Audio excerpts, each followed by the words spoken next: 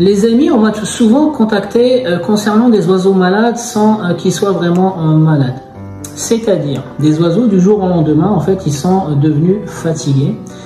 Des oiseaux du jour au lendemain, ils sont devenus moins énergétiques, ils sont devenus moins dynamiques dans les élevages en captivité. Et pourtant, il n'y a pas eu de déséquilibre dans les paramètres de l'élevage, y compris l'alimentation, les amis.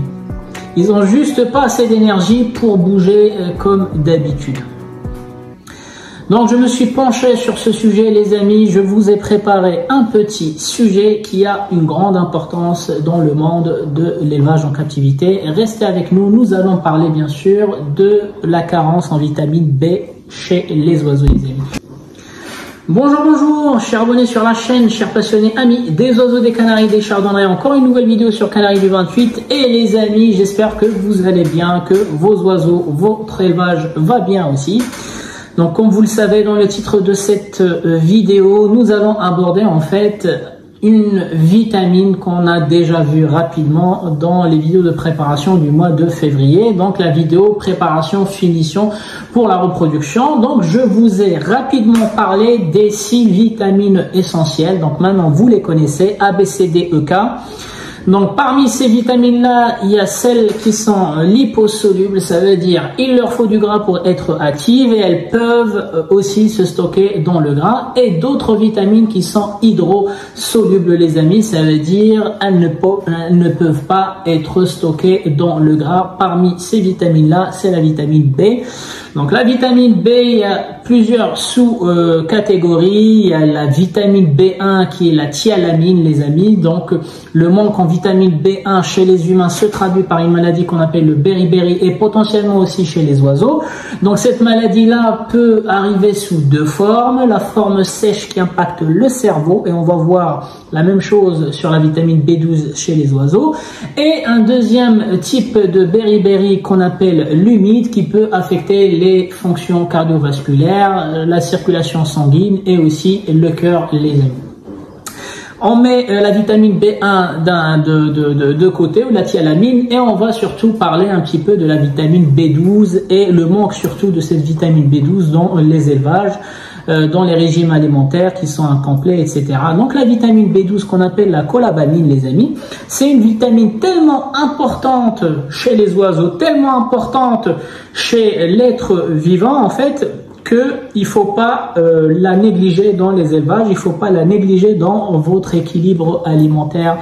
Les amis, encore une fois, des oiseaux en captivité, il faudra doubler de vigilance, et pas des oiseaux sauvages. Un oiseau sauvage, quand il ressent un manque de quelque chose, il va le trouver tout seul dans la nature, il est autonome. Un oiseau en captivité, quand il ressent quelque chose, il faut que l'éleveur puisse le voir avant que ça se traduise par... Au début, ça va se traduire par des handicaps et à long terme, les amis, ça va se traduire par des catastrophes dans les élevages, les amis. Donc aujourd'hui, je vous ai choisi un des plus grands sujets en fait où il y a des mauvais diagnostics, donc c'est pour ça que je voulais commencer par ça. Il y aura d'autres vidéos comme la vitamine A aussi qui est ultra importante, la vitamine K aussi, mais plus important c'est que je vous ai déjà donné des petites capsules d'informations dans les vidéos précédentes afin que vous puissiez vous situer par rapport à tout ça. Faut pas avoir peur, on va voir en fait l'intersection entre la science et l'élevage, c'est tout ce qui m'intéresse à travers ces vidéos-là. C'est pas de faire des cours approfondis en biochimie ou en médecine moléculaire, les amis. Donc on va démarrer par une petite définition en fait de la vitamine B12 ou le cobalamin. Encore une fois, je vais essayer d'éviter d'utiliser les termes scientifiques pour pas que ça soit beaucoup pour vous. Donc les vitamines, faut pas avoir peur. Les vitamines comme les acides aminés, ils ont des noms, donc des noms scientifiques. Nous on va utiliser des appellations basiques B1, B2, B12, etc. Donc la B12, tout simplement les amis, comme je l'ai déjà rappelé, c'est une vitamine qui est hydrosoluble. Ça veut dire elle n'a pas besoin de gras pour pouvoir se stocker, contrairement à la vitamine E. Donc la vitamine E plus le sélénium que vous connaissez, c'est pas au hasard qu'on l'injecte pendant la préparation, parce qu'on est en train d'engraisser les oiseaux et en même temps leur injecter de la vitamine E, de quoi tenir toute la saison de reproduction. Malheureusement, la vitamine B12 ne fonctionne pas de cette façon-là, les amis, donc c'est un peu plus compliqué. Il faut que les éleveurs soient un peu vigilants là-dessus. Donc la vitamine B12, comme elle est hydrosoluble, ça veut dire elle est un peu comme le calcium. Le calcium sans vitamine D3 ne sert absolument à rien parce qu'il n'y a rien qui le fixe. La vitamine B12, les amis, elle est hydrosoluble, ça veut dire elle ne peut pas être stockée dans le corps, ça veut dire elle est consommée tout de suite quand il y a un besoin en vitamine B12, elle est consommée tout de suite, et ce qui n'est pas consommé, ça part dans les fientes directement. À l'exception, donc je dis entre parenthèses, à l'exception du foie, comme je vous l'ai expliqué aussi dans la vidéo du foie. Le foie, en fait, c'est une batterie, c'est une petite réserve. Donc c'est dans les alvéoles, il y a des échanges et il y a aussi des petits endroits pour pouvoir stocker quelques substances. Donc la vitamine B12, aujourd'hui certaines études disent que la vitamine B12 peut être stockée à très petite quantité dans le foie aussi des oiseaux, et ça pourrait couvrir par exemple 1 an, 2 ans, 3 ans. Vous voyez l'importance de cette vitamine là. Donc si le foie il a stocké une petite quantité de vitamine B12, ça pourrait couvrir en fait les besoins d'oiseaux pendant 1 an, 2 ans, 3 ans. Donc ça pourrait expliquer certains cas qu'on m'a reporté, les amis. C'est que des éleveurs ils ont acheté des oiseaux pendant 6 mois, 9 mois. Ils n'ont pas changé de régime alimentaire, ils n'ont rien eu, les oiseaux sont toujours dans le même cadre, ils sont toujours dans un même environnement, même régime alimentaire, et les oiseaux commencent en fait à se fatiguer, ils commencent à être un peu statiques. Malgré un diagnostic, l'abdomen est propre, le bréchet est propre, la respiration elle est propre, mais on ne comprend pas d'où pourrait venir cela. Il faudra se poser la question, possiblement une carence en vitamines, ça pourrait être la vitamine A, ça pourrait être la vitamine B, ça pourrait être d'autres carences, les amis. Donc voilà un exemple. Donc comme la vitamine B12 elle est hydrosoluble et ne pourrait être stockée qu'en fine quantité dans le foie, il faudra justement s'organiser pendant toute l'année pour pouvoir injecter des petites doses, les amis, et éviter la carence en vitamine B12. Donc maintenant, d'où vient la vitamine B12? Donc je vous ai déjà expliqué que la vitamine A, elle est contenue dans les fruits à coque, dans les carottes, dans tous les fruits et les légumes de couleur un peu orangée, ça stimule la vue, etc. La vitamine A, on avait dit, elle stimule la vue. La vitamine B12, on va voir ses fonctions. Et la vitamine B12, elle va se trouver où? Alors nous, chez les humains, on réduit souvent la vitamine B12 à un apport en protéines animales. D'ailleurs, on dit, bah écoutez, dans le poisson, il y a de la vitamine B12, dans la viande, il y a de la vitamine B12, dans le lait, il y a de la vitamine B12, dans les œufs, il y a de la vitamine B12. Mais on nous a jamais expliqué en fait le lien entre cette vitamine B12 et la protéine animale. Eh bien aujourd'hui les amis, on va comprendre ce lien-là. Et donc du coup les amis, donc les seuls êtres vivants qui sont capables de produire la vitamine B12, les amis, ce sont certains types ou catégories de bactéries. Et oui, donc ces bactéries, ils sont présents dans les plantes, dans la verdure. Donc quand ils sont mangés par les animaux, ils vont finir par migrer et par s'installer dans leur tube digestif, tout en continuant en fait leur fonction. Ça veut dire ils vont profiter des aliments qui arrivent de l'estomac vers le duodénum pour pouvoir les synthétiser et les transformer en vitamine B12 qui va franchir les parois de la muqueuse pour aller en fait vers les organes et aller faire le rôle et les fonctions de la vitamine B12 dans le corps. Et donc du coup nous, quand on nous demandait de manger la viande, le poisson, en fait on mangeait la vitamine B12 qui était dans les muscles et le corps de la viande ou du poisson ou du lait ou des œufs, etc. Voilà, donc on a compris le lien entre la vitamine B12 et les viandes. Donc c'est un lien un peu compliqué, je suis d'accord avec vous, il est un peu tordu. Bon, bah la bactérie qui produit de la vitamine B12, elle est ingérée par les animaux et elle va finir par s'installer dans leur tube digestif pour préparer la vitamine dans le système digestif et pouvoir l'envoyer dans le sang directement qui va alimenter les fonctions qu'on va voir tout de suite, les amis. D'accord? Donc juste un petit résumé. Nourriture dans l'estomac plus bactéries égale fabrication de la vitamine B12. Maintenant, revenons sur le principe. Quelles sont les fonctions de la vitamine B12 chez les oiseaux? Il y a une partie qui est commune avec les humains, donc je vais essayer surtout de pointer. Il y a tellement de fonctions comme le foie. Le foie, il a plus de 1500 fonctions, mais dans la vidéo du foie, nous n'avons détaillé que les fonctions qui ont un lien avec la technique d'élevage. Ici, on va faire pareil. Je ne vais pas citer toutes les fonctions, mais par contre, je vais citer 3 fonctions ou 4 fonctions qui ont un rapport avec la technique de l'éleveur directement. Donc, tout d'abord, la production de ce qu'on appelle l'hématite. Donc, l'hématite, sont les globules responsables du transport de l'oxygène. Donc, vous savez que chez les oiseaux, ils ont un cycle respiratoire. Le cycle respiratoire, c'est quoi? C'est transporter l'oxygène du poumon vers les organes pour les oxygéner et faire l'inverse aussi. Donc c'est pour ça la boucle elle sera bouclée. C'est quand le dioxyde de carbone il sera transporté entre les organes et le poumon. Donc c'est le principe de la respiration. Donc les hématites qui sont les globules rouges qui sont responsables en fait d'oxygéner les organes et oxygéner le corps. Donc les oiseaux qui ont un manque en vitamine B12, vous allez voir souvent leur bec un peu bleuté, leurs pattes et leurs ongles un peu bleutés. Donc là il y a un début d'anémie. Vous allez me dire, oui, mais on a vu la même chose chez les oiseaux qui sont atteints de mégabactéries. Mais les amis, une anémie, elle peut arriver avec plusieurs causes. Là, on est en train de voir l'anémie qui est due à un manque en vitamine B12 ou à la carence en vitamine B12. D'accord? Donc, il y a un premier rôle, en fait, dans l'oxygénation du corps.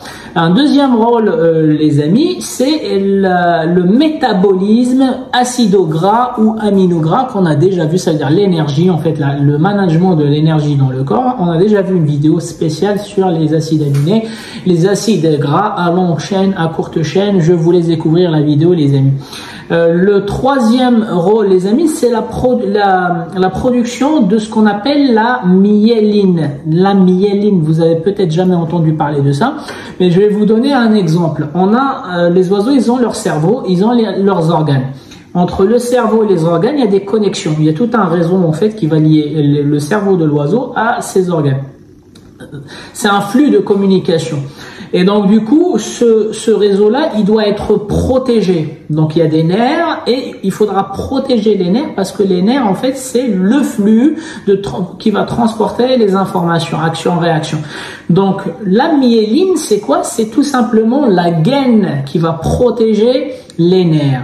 Donc vous voyez l'objectif en fait de cette myéline, c'est de protéger, d'assurer que les messages envoyés par le cerveau sont bien reçus, non déformés par les organes et vice versa. Les réponses des organes seront aussi réceptionnées par le cerveau sans déformer l'image parce que quand il manque de myéline, en fait, les synapses, qu'on appelle les synapses, en fait, ils peuvent transformer les messages ou ils peuvent tout simplement couper les messages.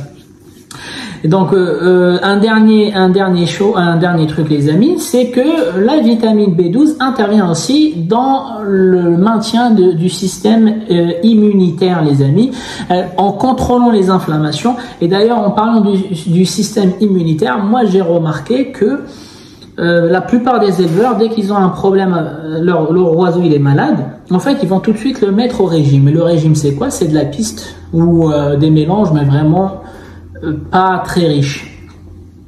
Ça, c'est une grosse erreur et je ne sais pas qui a inventé ce principe-là, les amis. Et c'est ce qui va tuer vos oiseaux. C'est peut-être pas la maladie. Vos oiseaux, ils sont morts pas à cause de la maladie parce que le corps était en train de s'en sortir en fait tout seul. Donc vous savez bien que chaque corps, il a un système de défense. Donc au début, il va mettre du temps pour réagir et puis au bout, il y a des gens qui sont contre les médicaments chez nous. Au bout de 3 jours, ils sont guéris tout seuls, sans le moindre médicament. Pourquoi? Parce que le corps, il a rattrapé en fait son retard. Donc voilà, il y a eu un virus, un corps étranger, je sais pas, un influenza, un truc comme ça, il a attaqué le corps. Donc le temps que le corps il détecte qu'il diagnostique quel type de molécules qui puissent aller appeler ou aller fabriquer l'anticorps ou l'antigène associé, etc. Il va mettre une journée et demie, et puis la deuxième journée, le corps, il va s'attaquer, le corps de l'oiseau, il va s'attaquer au corps étranger pour pouvoir s'en sortir. Mais par contre, nous, on a affaibli les oiseaux parce qu'on leur a changé, en plus de la maladie, on les a stressés parce qu'on a changé le régime alimentaire et on l'a changé dans le mauvais sens, c'est-à-dire on leur a enlevé tout ce qui est gras et tout ce qui est multivitamines en leur donnant uniquement de l'alpiste ou en leur donnant uniquement des graines basiques qui ne vont pas couvrir le besoin de l'oiseau à cet instant-là, les amis, parce que quand le corps il est en train de se défendre, il lui faut un peu plus de gras, il lui faut un peu plus de chaleur, il lui faut un peu plus d'aliments. D'accord? Donc ça, c'est une grosse erreur que la plupart font. Un oiseau malade, on va le basculer sur de l'alpiste ou on va le basculer sur... Non, c'est même le contraire. Un oiseau malade, il faut lui mettre une multitude d'aliments, il faut lui varier les aliments et quitte à lui donner de la pâtée tous les jours, ce n'est pas grave. D'abord, il s'en sort de cette maladie, après on s'occupera du foie gras. Ou la seule maladie en fait qui peut être guérie ou qui peut être réparée en basculant un mélange, en basculant le régime alimentaire d'un mélange à 13 graines ou un truc comme ça sur l'alpiste sec, en fait, c'est le foie gras. Et en plus de ça, ça ne se fait pas de cette façon. C'est pas du jour au lendemain. Vous allez leur enlever les gamelles de mélange et leur donner de l'alpiste. Ça, c'est du stress à gérer chez les oiseaux. Donc, c'est graduellement, on rajoute, à chaque fois, on rajoute une dose d'alpiste dans le même mélange. On rajoute une dose d'alpiste dans le même mélange jusqu'à ce que le mélange, il va blanchir avec plus d'alpiste que le mélange. D'accord? Et ne vous inquiétez pas, quand les oiseaux ils sont malades, en fait, ils ont un système propre de défense. Ce système propre de défense, il va peut-être mettre une journée, 2 jours avant de s'activer, avant d'identifier le corps étranger, etc. Nous, on est là pour les aider. Les amis, déjà, premièrement, il faut savoir identifier, il faut pas aller trop vite dans les diagnostics, les faux diagnostics, il y a que ça dans l'élevage. Ici en France, les faux diagnostics, il y a que ça. Moi, j'ai vu des gens sur Facebook, ils postent une photo avec des plumes qui manquent autour de l'œil, et là, ce sont les enchères, la trichomonose, la mycoplasmose, n'importe quoi. Il y en a même qui parlent des pathogènes ou des pathologies qui n'ont rien à voir en fait avec les kystes aériens. Bon, après, on n'est pas là non plus pour critiquer, on est là pour corriger le tir et pour donner exemple des bonnes pratiques et surtout éviter les faux diagnostics qui peuvent coûter des fois un élevage entier. Et j'ai des amis qui sont dans ce cas-là, ça leur a coûté la moitié de leur élevage. Un faux diagnostic, donc quand vous n'êtes pas sûr, allez chez un vétérinaire aviaire, les amis, pour pouvoir confirmer vos diagnostics. Et il faut pas compter sur Facebook, sur WhatsApp, sur machin, parce qu'à distance, même un vétérinaire, vous lui envoyez une photo à distance, il ne sait pas, il n'est pas sûr, il a une idée, mais il n'est pas sûr. Il faut qu'il voit l'oiseau, il faut qu'il le regarde dans la vidéo, il faut l'œil déjà expert. En plus de ça, il faut avoir l'oiseau devant soi. Il faut l'historique de l'éleveur aussi. Il faut que l'éleveur sache comment il a traité ses oiseaux, qu'est-ce qu'il leur a donné à manger, pendant combien de temps. Voilà, l'élevage, c'est pas on fait n'importe au hasard. Je te demande qu'est-ce que tu as donné à ton oiseau la semaine dernière, tu sais pas répondre. Je me dis que je lui ai donné les graines de Manitoba, mais dans les graines de Manitoba, qu'est-ce qu'il y a dedans? Faut savoir. Daily Nature, qu'est-ce qu'il y a dedans? Il faut savoir. Le liessens, Obifarm. Donc il faut maîtriser. Et cette chaîne-là, elle est là justement pour vous guider, vous montrer les bons réflexes, les amis. C'est pas une chaîne qui va substituer un vétérinaire à vos compétences. Donc on va revenir sur le sujet, les amis. Donc pourquoi il y a cette maladie qu'on appelle la vitamine B12? Tout simplement, en fait, la coccidiose, elle peut arriver avec des oiseaux qui sont malades. On a introduit des oiseaux qui sont malades, sans blanchiment. La coccidiose peut se propager dans l'élevage. La trichomonose, pareil. Il y a beaucoup de pathogènes, les amis, qui viennent avec l'arrivée des nouveaux oiseaux, qui n'ont pas été mis en quarantaine et qui n'ont pas subi le processus de blanchiment. Je parle surtout de la respiration et du système digestif, les amis. Par contre, le manque de vitamine B12, il est 100% de la responsabilité de l'éleveur, les amis, parce qu'il y a un lien direct avec l'alimentation.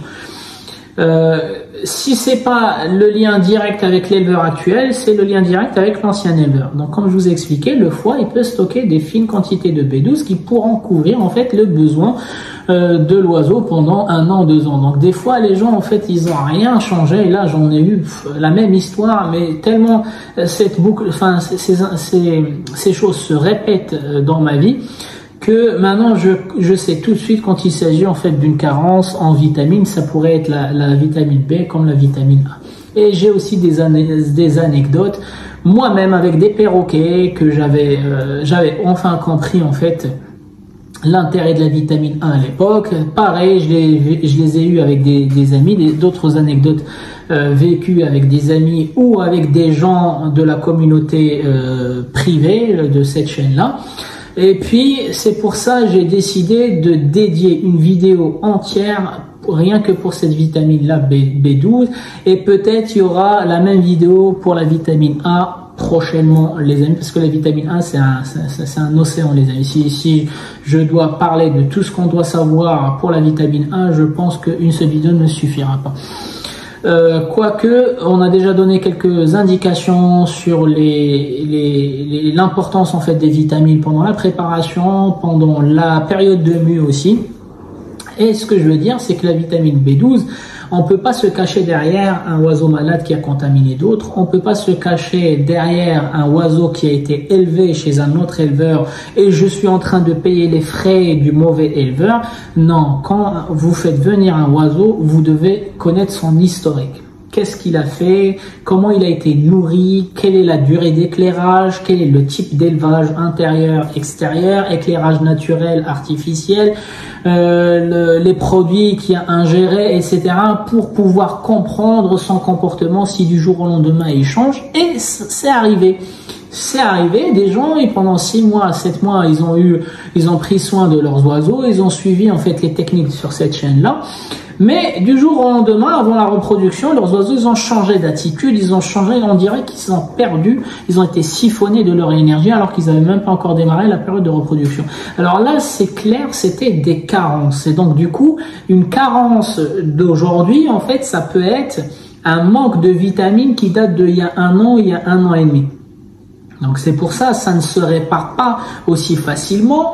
Il faut peut-être prendre des vitamines qui sont puissantes, des compléments alimentaires qui sont puissants et oublier la voie naturelle. Vous voulez la voie naturelle, elle est là pour éviter les carences. La voie naturelle, elle n'est pas ici pour réparer la carence de tout de suite. Le temps que le métabolisme se mette en route, le temps que les bactéries fassent la flore intestinale, le temps que la vitamine B12 soit produite et soit absorbée par les organes, les amis, votre oiseau, je suis pas sûr qu'il sera en bonne santé.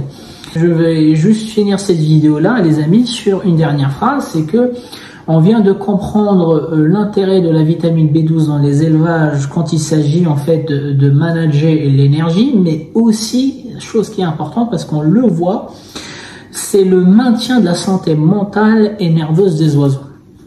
Moi, j'ai vu sur Facebook, avant, maintenant j'en vois un peu moins, des oiseaux qui font des crises. Donc des éleveurs débutants, en fait, ils filment leurs oiseaux qui font des crises, qui se mettent sur le dos et qui battent des ailes. Certaines personnes sur Facebook disent bon bah c'est de l'AVC, d'autres ils disent bon bah c'est des crises épileptiques, c'est des trucs comme ça. Bon, premièrement les amis, même un vétérinaire ne peut pas faire cette conclusion à travers une photo ou une vidéo. Deuxième chose, pour être sûr du diagnostic, il faut toujours faire des analyses. Et troisième chose, les amis, l'AVC, je dis pas que ça peut pas arriver chez les oiseaux. L'AVC, techniquement, il peut arriver aussi chez les oiseaux. Mais quelle est la probabilité qu'un oiseau puisse être atteint par l'AVC? 0,0000. Je ne dis pas qu'un oiseau ne peut pas être touché par des crises d'épilepsie. Je dis que c'est possible, techniquement, il est possible, mais quelle est la probabilité? Est-ce que vous pensez que tous les oiseaux qui se mettent sur le dos, un peu déboussolés, qui battent des ailes, qui ont les yeux, en fait ce sont des crises d'épilepsie ou des AVC? Non. Moi je parie ce que vous voulez que tous ces oiseaux-là, ils peuvent être touchés par 2 pathologies. Première pathologie, c'est le virus du Newcastle qui touche le cerveau. Et ça, j'ai déjà prévu une vidéo à la rentrée, au mois de septembre. On va comprendre ce que c'est le Newcastle. Et deuxième pathologie possible, c'est justement la carence en vitamine B12, les amis. On vient de parler de la myéline, on vient de parler en fait de la protection du système nerveux entre le cerveau et les organes. Donc le cerveau qui donne l'ordre et les organes qui appliquent. Bah en fait, quand les nerfs ils sont moins protégés, il n'y a pas de gain, bon bah il y a des courts-circuits, il y a des messages qui arrivent déformés, il y a un bug en fait, il y a un bug dans le message et le bug se traduit par ces crises-là, les amis. Donc le premier truc, quand vous avez ces oiseaux-là, pensez à une carence en vitamine A ou une carence surtout en vitamine B12 quand c'est des crises comme ça. Les amis, la solution elle est simple, je n'arrête pas de vous donner toujours les mêmes solutions. Les gens ils pensent que je suis un pro Vercellaga, un pro Tabernil, un pro Comed, un pro. Les amis, je ne touche aucune commission et moi-même je ne suis pas que Vercellaga, j'ai plein de marques chez moi. Donc quand j'aime un produit, je le garde et je vous en parle. Donc ne pensez pas que je fais de la publicité. Les marques, ils n'ont pas besoin d'un youtubeur comme moi pour vendre leurs produits. Ils se débrouillent très bien. Donc les amis, les vitamines, donc ça revient à ce que je vous ai déjà expliqué dans la vidéo du mois de février. Pendant la préparation, un complexe vitaminé avec des oligo-éléments à donner de temps en temps. Donc on avait donné du Fertivit ou d'autres qui donnent le Nectone E, etc. D'autres produits pendant la période de reproduction, mars, avril, mai, juin, juillet, on a arrêté parce que c'est la fin de reproduction. Pendant la période de mue, les amis, il y a ce qu'on appelle le Mutavit aussi, donc qui est un complexe d'oligo-éléments de vitamines, pareil que le Fertivit, mais il est équilibré par rapport aux besoins pendant la mue. Donc, il contient de la vitamine B12, de la vitamine A, de la vitamine C, de la vitamine D, de la vitamine K. Donc, il est complet, mais il est adapté pendant la période de mue. En dehors, vous allez me dire, oui, mais en dehors de la reproduction et de la période de mue, il reste quand même 5 mois ou 6 mois. Bah là, il y a l'Omnivit, les amis, qui est la même chose que Mutavit, la même chose que Fertivit, mais adapté avec des proportions un peu moins élevées parce que les oiseaux ne sont ni en reproduction ni en période de mue. Les deux périodes critiques sont déjà passées, donc maintenant le complexe de vitamines, le complexe alimentaire en fait, il est adapté aux 4 mois, aux 5 mois, aux 6 mois en fait qui le reste de l'année. Donc voici l'intérêt des compléments alimentaires pour éviter des bêtises, pour éviter des erreurs bêtes les amis, et pour surtout garantir une santé mentale et nerveuse à vos oiseaux. Les amis, c'était Canari du 28, je vous souhaite un bon visionnage et je vous dis à la prochaine vidéo.